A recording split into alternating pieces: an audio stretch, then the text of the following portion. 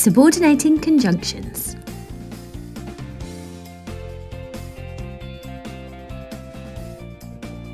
In order to understand what a subordinating conjunction is, let's revise what a subordinate clause is.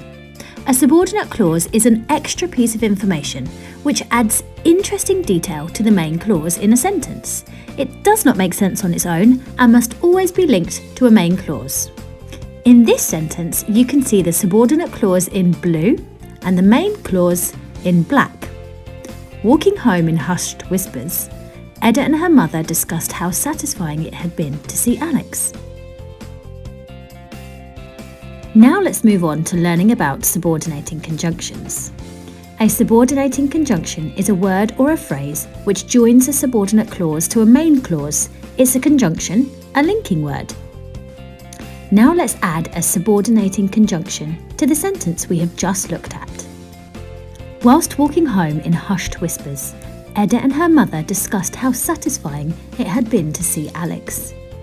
You can see the subordinating conjunction in pink, the subordinate clause in blue, and the main clause in black. I'm going to play around with the order of the sentence, as I think this sentence sounds a little clunky.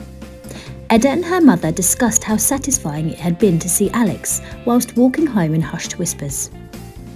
There, I still have my subordinating conjunction, my subordinate clause, and my main clause, but I think it reads better this way. Here are some subordinating conjunctions you could use in your writing. After, although, as, because, before, how, once, since, that, where, whether, while, unless, though, and if. Now let's have a look at some more subordinating conjunctions in action. Edda's mother was struggling to release her words because she had a bubble of emotion in her throat.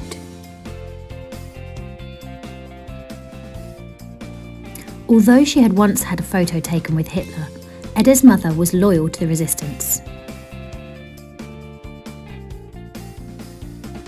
Whether she wanted to tell her mother everything or not, Edda had to keep her secrets to herself. Have a look at the two sentences below. What do you notice about the punctuation?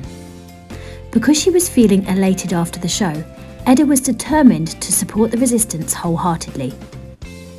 Edda was determined to support the resistance wholeheartedly because she was feeling elated after the show. That's right. When you have a subordinating conjunction and a subordinate clause at the beginning of a sentence, you need a comma to separate it from the main clause. However, when the main clause comes first, followed by the subordinating conjunction and subordinate clause, you don't need a comma.